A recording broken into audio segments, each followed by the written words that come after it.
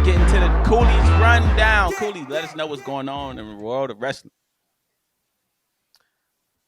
Listen, we got a lot to talk about this week of wrestling, and I want to start it off, paying homage to Kofi. This week just passed the 4th year anniversary of the heartbreaking loss that this man took from the killer Brock Lesnar. Come on, man. In seconds, in like 3 seconds.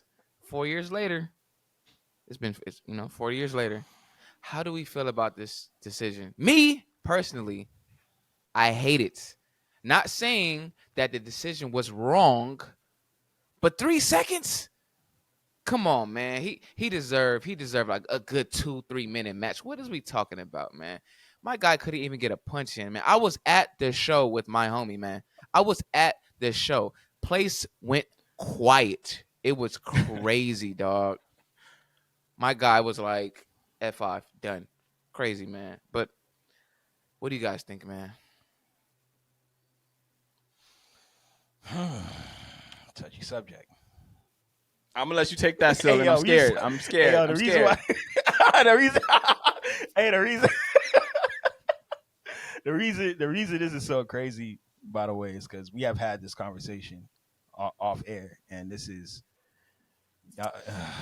look. I'm gonna just come out and say it, man. Look, it was the wrong decision. It was the wrong decision. It was cheap heat. Granted, I'm going to keep it a beanstalk. I love Kofi Kingston. I'm glad he got his reign. I'm glad he got the title. I'm glad Kofi Mania happened. I'm glad the people were behind him. But me personally, I wasn't like, yo, I am like completely enamored with this run, right? It wasn't the most incredible run of all time, but it was a solid run. A lot of championship runs aren't the best runs of all time, or incredible runs at that, or runs that you really remember. I mean, Seth Rollins is having an amazing run now, but a lot of his championship runs in the past haven't been memorable or great at that, right? No dig to Kofi. But what happened between him and Brock Lesnar, man, was like, it's just embarrassing. Like, look, you can beat Kofi Kingston. You can whoop him. You can spend 5 minutes just throwing him all over the place. Pause. And we all know that, like, at the end of the day, Brock Lesnar is going to beat Kofi Kingston. But the fact that he lost 3 seconds flat, and then the fact that Kofi Kingston really just hasn't been able to really recover from that, and he hasn't seen Kofi Mania since, it's just like, it's just really disheartening, man. And I feel like it was a bad decision, and I still stand by that. It lives in infamy, but it wasn't worth it, in my opinion. That's just how I see it. I mean, shouts to you, Kofi, my black brother. How you feeling, Qwan? So, I know how you. So feeling. Obviously, I love Kofi Kingston. I love. Chill. Listen, I love Kofi Kingston, and I think that it was a bad decision for the simple fact that Kofi Kingston deserved to go out better than that, man. Like, Kofi Kingston didn't deserve to go in there and lose in mere seconds after finally getting rewarded for all that he put into that company. To go out there and lose in mere seconds to Brock Lesnar, that was foul. That was foul for my brother. But at some point, we got to come clean. We know what this was. WWE, they wanted to make a moment. And 5 years later, I can't tell you what else happened on that show because I don't remember. I think The Rock might have returned or something, but I don't know what he did because I don't remember. But you know what I do remember? I remember Kofi Kingston getting F5'd and losing that title in mere seconds, which means WWE created the moment they were looking for. So I'm not saying it was the right decision. I'm not saying it was the wrong decision. I know it was the wrong decision for my man Kofi because he didn't deserve that. But at the end of the day, WWE wanted a moment, and they got a moment. This is show business. It's about monetization. It's about engagement. The fact that we still engage with this moment 5 years later, it means that it worked out in WWE's favor. It didn't work out in Kofi's favor, and I wish that, Kofi would have went out better than that because, again, I love Kofi. But WWE, they did what they did, and it worked. It worked in their favor. I'm sorry.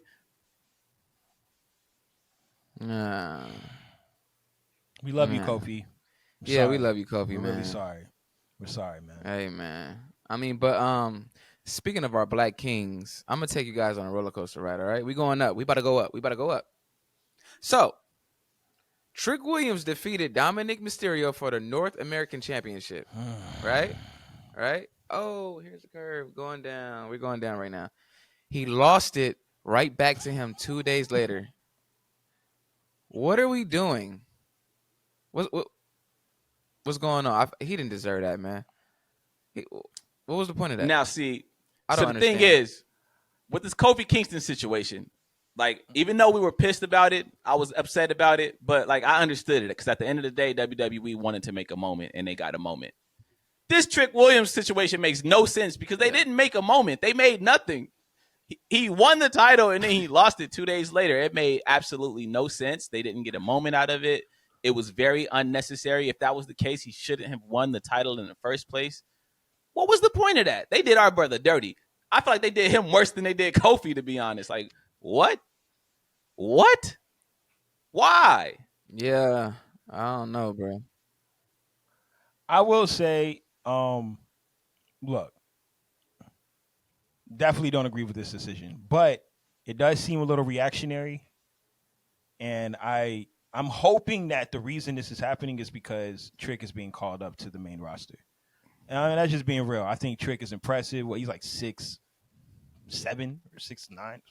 How tall is Trick? I think he's like, Like 6'4", 6'5"? Yeah. 6'4".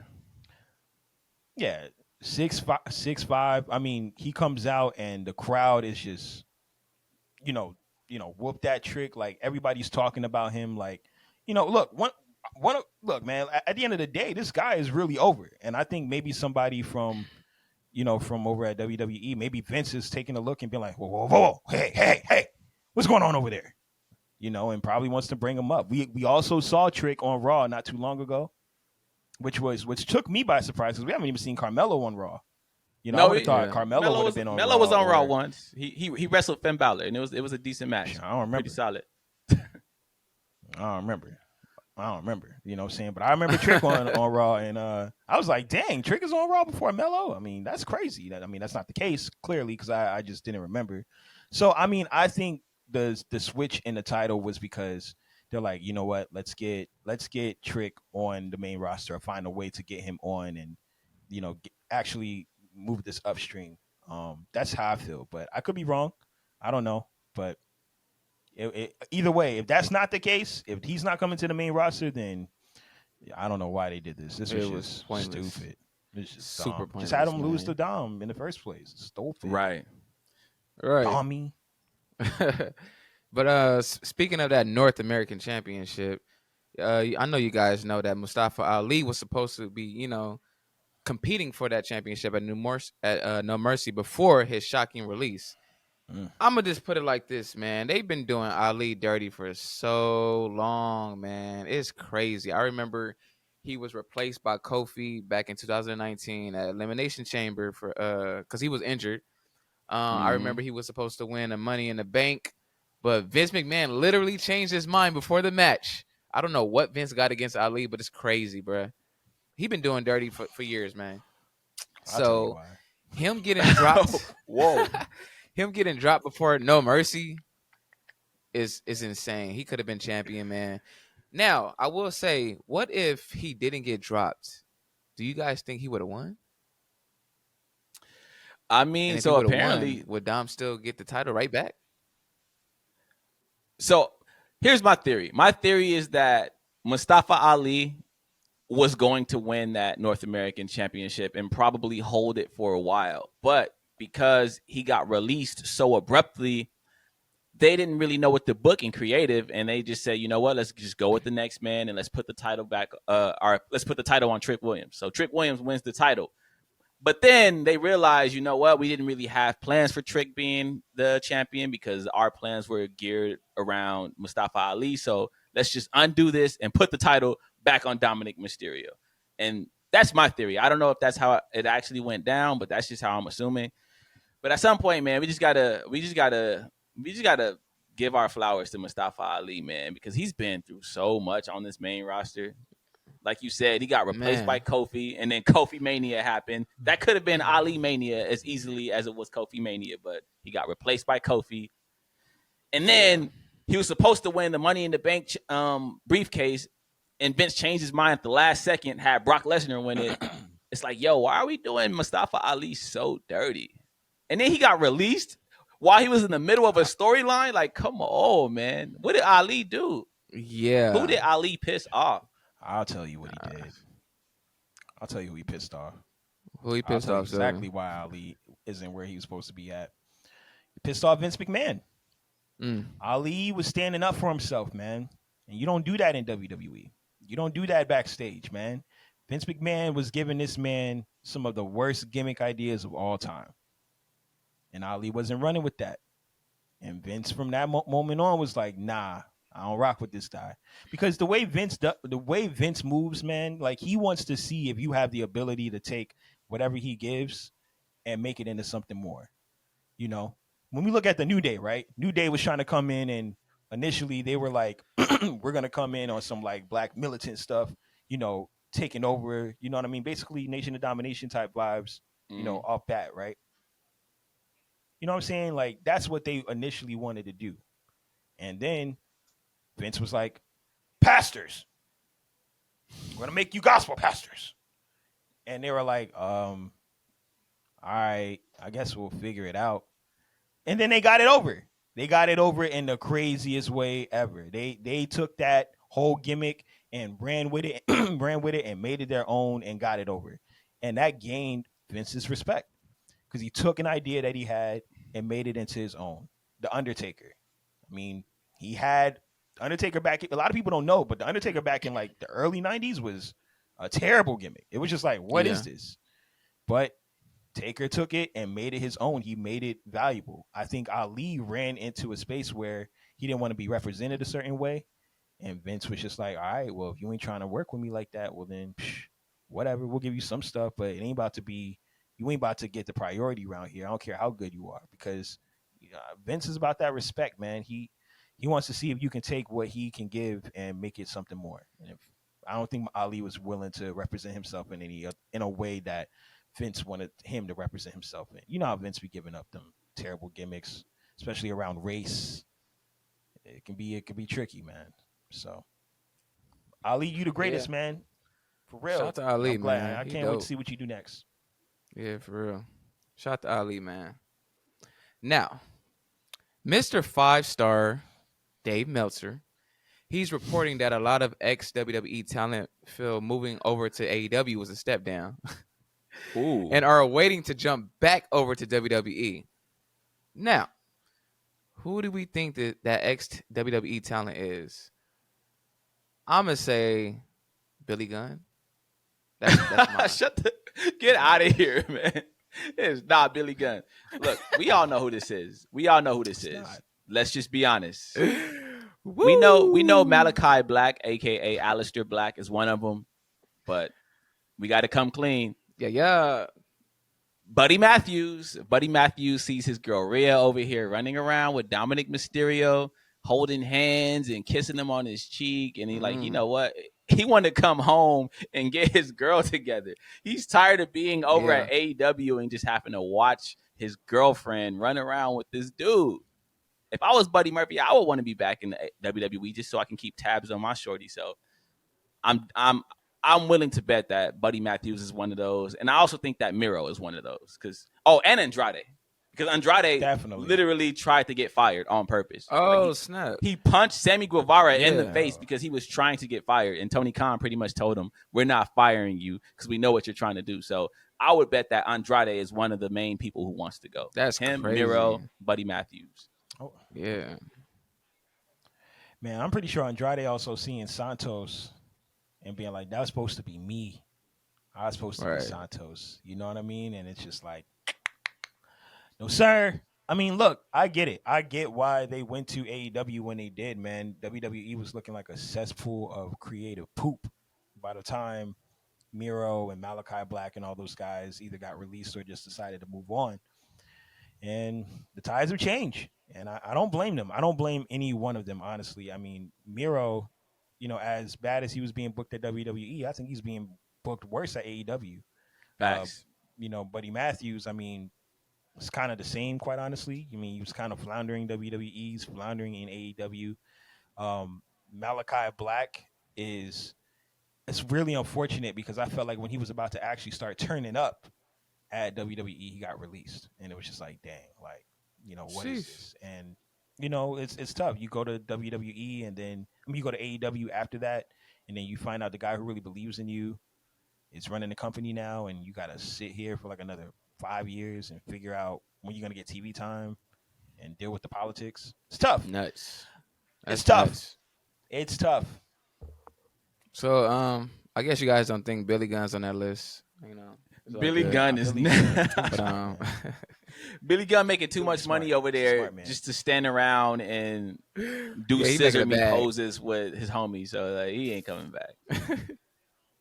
yeah, he making it bag. Mhm.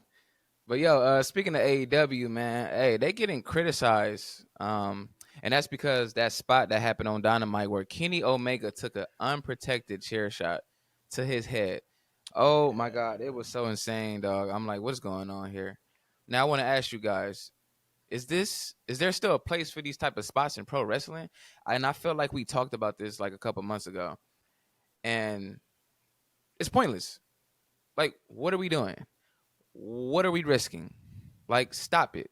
We don't need no more CTE guys walking around, acting crazy like AB from the Steelers, what I'm saying? We don't need that. Like, that's crazy, dog. What's going on here, man? Jesus. Yeah, I agree with you on that, Cooley. I think that there is not really a place for unprotected chair shots to the head in today's wrestling community. It's unnecessary and it's dangerous. It's super dangerous. Like, you can really take years off of Super. your life getting hit in the head with chairs. But I also think that we're kind of overreacting on this whole situation because Don Callis didn't hit Kenny Omega that hard. Like, we acting like he gave him one of those The Rock Mankind chair shots to the head and like straight up knocked his teeth out or something. Like, he barely hit him in the head. This was like in Brock WCW when Conan got hit in the head with a chair by Hulk Hogan. Y'all remember that? He just walked past him and he just like, bop. Yeah, I remember that. He just went. Yeah. Like, come on now. We're acting like he destroyed Kenny Omega's life. Kenny Omega's fine. So I think we are overreacting, but I do want to see less chair shots to the head because, like Cooley said, we don't want to see too many more Antonio Browns out here. It's too dangerous. It's sick. Yeah, I definitely don't want to see too many chair shots to the head in general. My issue isn't really with the headshot. It's just my main issue with that segment, because I was watching it myself, and I just don't understand how you even sell something like that. And I felt like I saw it on Kenny's face when he got hit. It's like you're getting tied to the ropes with two monsters on each end holding you to the ropes, and Don Callis hits you with this chair, and it's like I could tell it was like he was confused on how to sell it because it's like you're still hung up to the ropes. And like, do you just fall asleep or do you just act like you're paralyzed and it's like I could tell in his face that he just didn't know what to do. And I think that was the main thing for me. It's like, bro, how are you even gonna sell this? Like, this is a weird position to be in. Like, and so I mean, but I do think like I agree with Qwan. I think people are overreacting. That chair shot wasn't as vicious, and also AEW's brand and what makes AEW a lot of their fabric is having more danger and a lot of danger components in their programming. So it's Blood on and brand. guts. It's really safe. It's really safe, man. Like I didn't see anything wrong with it besides how Kenny was selling it. It was just weird. But shouts to y'all, man. Shouts to Kenny. Shout out to them, man. Shouts Shout to out Don. to Kenny. Shout out to Kenny. Now, DIY. Y'all know where I'm going, right? Yup. Y'all remember DIY? Yeah. They ain't been seen in what, 4 or 5 years? It's been a while, Yup. right? Word. Well, this past Monday on Raw, they reunited after Johnny Gargano's surprise return. Is this a big deal or who cares? Me Yawn. personally, I'm not interested. It is what it is. It Oh, happened. That's just me. come No, on. no knock, no knock. But that's just me, man. It's I like, don't care. I don't you know. care. I don't So, care. I don't care. Get it over. Get it over. John, Get it look, over, man. and we'll revisit. All right, so look, Johnny Gargano is a very talented wrestler, and Tommaso Ciampa is a super duper talented wrestler. They're both very talented wrestlers. Now, Ciampa, I can see him being a major player in the future just because of his look, and also on that microphone, he can go. Johnny Gargano, he leaves a lot more to be desired. Let's just put it that way. So I almost see reforming DIY as a step down for Tommaso Ciampa, just because I feel like he can do a lot better as a solo guy. I mean, we saw the match with Gunther this Monday. Him and Gunther went in there and had a banger. I want to see more of that from Tommaso Ciampa. I don't want to see him running around smiling with Johnny Gargano. I'm sorry. Johnny Gargano seems like a guy to me who would prosper somewhere like AEW or even in New Japan, but in WWE so far, his run has just not been memorable. It has not been anything to write home about. His time in NXT was cool, but other than that, we don't care. We don't care. I'm sorry. We don't care. I want to care because he's talented, but I don't care. We don't care. Yeah. Here's my thing. Here's my thing, and I'm gonna actually take this a little. I'm gonna take this a step further. Actually, I even feel that way when it kind of comes down to Austin in a lot of ways. I feel like and granted, right? Austin has the look. Austin Theory has the look. He's one of those guys, like, but character wise, he's still not there yet. We still got to figure out who he is at his core and like what makes him stick. He just has all the components to be the top guy that Tommaso and Johnny Gargano don't have. But he ain't got a character. You know what I mean? Tommaso doesn't really have a character. Johnny Gargano doesn't really have a character. They're just guys that are really talented in their own right. Now, Austin is more talented. He's more talented. He's more poised. He has more components. But these guys don't have characters like that. If we're being real, they just have the attributes. So forming DIY to me is like, this probably should have been done earlier on, in my opinion. They should have leaned on they should have leaned a lot of the NXT relationships that made them as compelling. There should have been transferred immediately from a booking standpoint onto the main roster. But nah, they try to give these guys main pushes, and it's just like, now all of it's getting it lost in translation, and it's all coming back around to where they started because it wasn't working out. And that's all I'm saying. Qwan, you don't agree? Of course, I definitely I can't agree with Austin Theory and Tommaso Ciampa not having characters, especially Tommaso Ciampa. Now, Tommaso Ciampa hasn't really been able to show much on the main roster because he's been in and out. And when he was around, they had him running with The Miz for some super weird reason. But in NXT, if you watched NXT when Tommaso Ciampa was NXT champion, he definitely has a character. That man's a psycho killer. They haven't really given him a chance to prove that. And I feel like Austin Theory, he doesn't really have a distinguishable gimmick, but I wouldn't say he's characterless. Characterless would be Johnny Gargano. Johnny Gargano, I can't even tell you any wrestling qualities about Johnny Gargano other than the fact that he's really good at wrestling, which is fine. That's why I'm saying he would prosper in a place like AEW where that's super appreciated, because being really good at wrestling is cool, but I don't know if that's enough to get people behind you. When he returned on Monday, let's not lie. The crowd didn't make much noise. The crowd kind of went mild. They barely cheered. Crickets. Yeah. Crickets. Big Gargano. Yeah, man. So, they'll get it over. Get it over. Get it over. DIY is back. Like, get it over, and we'll be right back here. Praising your praises. But right now, it's just kind of like, well, it is what it is. Like, it is what it is. Yeah, you gotta get it. You gotta get it tapped in, man. And where's Dexter Loomis? Shout out to them boys, though, man. Where is Dexter Loomis? Oh, Sin and wow. catering. Sin and catering. Yo, that's crazy. They ruined that, though. They ruined that. Like, that was Dexter WWE Loomis. booking. That wasn't Dexter. Like, Hunter, whoever was in charge of that storyline, y'all butchered it. You guys literally ruined it. Y'all had Yeah, that's gold, crazy. and y'all decided to turn it into poop. So Well, there's shame. that. There's that. Now, for my last topic, I want to shout out Dragunov at NXT. He won the championship, defeating Carmelo Hayes. Match was crazy. Yo, this match was so insane. Now, I want to ask you guys, what do you guys think is next for Melo? Is it time for him to move up? Take that elevator to the penthouse, the main roster? Or should he just stay at NXT and, do his due diligence there still? Uh, This might sound messed up.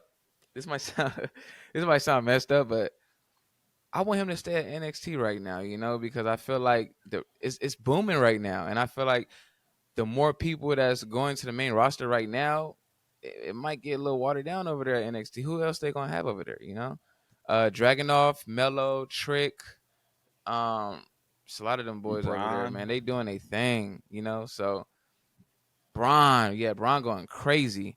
And I also feel like, it's unfinished business with Mello and Trick. I don't know. I think something is brewing up. But Can two black that's wrestlers just me. coexist? Yeah, that's just me. I feel like, why not stay at NXT for a little while right now? I think I'm on board. I'm on board with you, Cooley. I would rather see Melo stay in NXT than come up to the main roster, but it's not so much because I feel like NXT would miss him.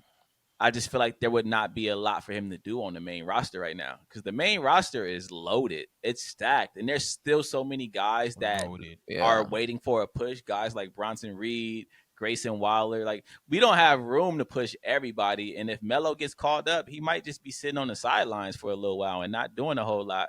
And I don't want that for Melo. So at least until we got a spot for him to shine, let's just keep him in NXT and let him keep doing his thing. Yeah. I mean, yeah, we all gonna agree on this one. I think Melo is nice. I think he's ready to go to the main roster. But I mean, look, man, we throwing around John Cena and Cody Rhodes going to NXT. We got, rumors of a returning CM Punk. Like, we got Jade Cargill about to come onto the main roster. There's so much happening, man, and not to mention rumors of there's so many rumors of so many people coming back that it's just like, bro, like, if he comes to the main roster, what are we really gonna do with you? Like, keep getting your stats over at NXT, keep killing it, keep sharpening your skills, and I think once WWE kind of figures out what they're gonna do with this large influx, we can revisit it. But I wouldn't want him to get lost in translation. There's too many NXT guys, in my opinion, who've already come to the main roster that are just floundering. I mean, we were talking about them not too long ago. So right, like Jinder Mahal's Indashir group. We ain't seen them do anything. Odyssey Jones, he's been on the main roster. We haven't seen him doing anything. Apollo Crews, he's been back on the main roster. We haven't seen him do anything. So it's like Melo got to stay down there. And we can't forget NXT. They don't really have a home right now. Once that deal is up, they haven't signed a new TV deal. So until they get that new deal, it's probably smart to keep around one of their biggest stars. So Melo NXT, baby. Right. NXT need another show, man. They do. They gotta make some moves, man. It's too much of a roster. Yeah, it's too much of a roster, man. It's too imploded. You know what? Actually, NXT does have two shows. They have a Level Up. It's on Peacock. It's like all the super early developmental guys they wrestle on. Yeah, they have that. Level Up is on Peacock. I forgot about that. Yeah, I forgot about that. Sheesh. Never mind. All right, well, appreciate you for that, Cooley. Well, yeah. That was a fun rundown, man. Thank you for taking us on this journey through our wrestling. Now, y'all know what time it is. It's time for the Black Wrestler of the Week. Every episode, we like to, give our flowers to our favorite Black wrestlers, both past and present. And on this episode, I originally was going to go with Too Cold Scorpio, an ECW legend. But you know what? I want to do something a little different. I want to go with a guy who we haven't mentioned in a very long time. I want to go with the alpha male Monty Brown. We don't talk about Monty Brown much these days. The alpha male Monty Brown is a TNA legend. His pounce finisher was almost as incredible as his catchphrase, the pow! outs. Period. Wow. He had a chance in Yeah. WWE Damn, where that's he, crazy. he rebranded as Marcus Corvon, and it went well for him. He was killing on the ECW brand in WWE, but for some reason it just didn't work out. He ended up getting released, and I'm pretty sure he's not an active wrestler anymore. The last thing I heard from Monty Brown was that he was Nah, I don't like a think so. fitness guy. He's like a personal trainer or something like that. But I want to give Monty Brown his flowers. Let him know that the wrestling community has not forgotten about him and his contributions. And he's the best wrestler to never win that Yeah. TNA World Title. He definitely deserved that. So shout out to Monty Brown. Yeah, he was on fire, man. Dang, I'm looking at Monty Brown Ex right NFL now. player too. He was a linebacker. Mhm. Yeah, he played for the Dang. Bills, I forgot right? all about Monty Brown, bro. I'm like, Yeah, I forgot all about bro, man. That's crazy. dang, I'm on his She Instagram right he played now. for the Bills. Sheesh. Man, all right. I'm gonna go with this is the second time in a row that I'm bringing up a woman. Well, third time in a row that I'm bringing up a woman Pandering, baby. He's pandering. to our Black Wrestler of the Week. You know what I'm saying? All my black beautiful queens. You know what I'm saying? I'm gonna bring up Alicia Fox. Hey. Yeah, that's right. Alicia Fox. Let's bring up Alicia Fox, So Alicia Fox, man, is, a very, very incredible wrestler and was really instrumental, honestly, during the Divas run, which I call the most kind of like the in-between run between the in-between phase of like women's wrestling in WWE, where we're kind of coming off of the Trish and the Litas, and we were kind of transitioning more into like what it is right now. And we had some staple players, but Alicia Fox was always a consistent presence in the women's division of wrestling during the Divas era. And not only that, she was a consistent black woman in a time where there weren't a lot of black wrestlers in general around that time, especially in around 2007, 2008, from 2008 to 2011. And I just feel like Alicia Fox really held it down on her own, and I never felt like she got like her just dues in terms of the type of reign that she could have had and the type of draw she could have created for herself. But she was always super dependable and always willing to give her all in all the matches that she did have. And she was just a big staple during the Divas time, man. So I want to give my flowers and my Black Wrestler of the Week to the lovely Alicia Fox. Take it from there. You let us know, Cooley. Let us know what's going down. Hey man, this is a hard decision because wow, man, Monty for sure is a Monty's TNA crazy, legend, man. though. Wow, I was not thinking about Monty. That's crazy. yeah, that's insane, man. But Alicia, she did her thing. It's a tie. That's crazy. It's a tie. It's a tie. It's a tie. No, I'm kidding. We can't have no ties on the show, so I really gotta go with one, huh? Dang. Who's it gonna be? The alpha male Monty sorry, Brown Qwan. I'm or gonna go with Alicia Alicia, man. Fox? Hey, let's get it. Hey, let's get Look, it. I'm not mad at it. Listen, I'm not mad at man. it. Shout out to Alicia Fox. It's listen, man. It's so many of these women wrestlers that's been buried and just lost. None of their accomplishments is never, put in the limelight. And Alicia, she really did her thing. She was the first African American Divas Championship. And I feel like actually she was the only, and that was back in 2010. She never got her flowers, her just due. So, I want to give Alicia Fox her, the Black Wrestler of the Week for sure. Shout out to Alicia wherever you are. I still hope you're doing great. And also shout out to Monty Brown, man. Wow, man. TNA. Monty Brown is crazy. ECW Monty Brown is very insane. That's insane, bro. Hey, Monty Brown is one of those wrestlers that you forget about because you haven't heard the name in so long. He hasn't been active in anywhere in the wrestling community in so long, so you forget he was out there though. But Monty Brown was hard. So shout out to Monty Brown. Yeah. Shout out to Alicia Fox. Both of y'all deserve y'all flowers, but this week Alicia Fox is our winner, baby. So shout out to you, Alicia Fox. I hope you're doing well out there. Now, you know what time it is. When we get the Black Wrestler of the Week out the way and we give out our flowers, we got to give out the stamps. We got to give out them pack 'em ups. Like I said, I wanted to get a pack 'em up stamp so I could just pack 'em up on people's foreheads. And this week, I got to do it. I got to pack up the entire NXT brand. I got to pack up the entire NXT brand. I'm sorry. Oh. NXT. I love NXT. I love What? NXT. I love NXT. We was just giving them. We were just giving NXT its flowers for the incredible No Mercy show that they put on, but y'all did my man Trick Williams wrong, man. There was no reason for Trick Williams to win that title and then lose it 2 days later. Yeah. It didn't make for an incredible moment. Man, It pack didn't up Shawn make for Michaels. anything trending. It made no sense whatsoever. It was unnecessary. So the fact that y'all did that to Trick Williams, I got to pack y'all up. But that ain't the only reason.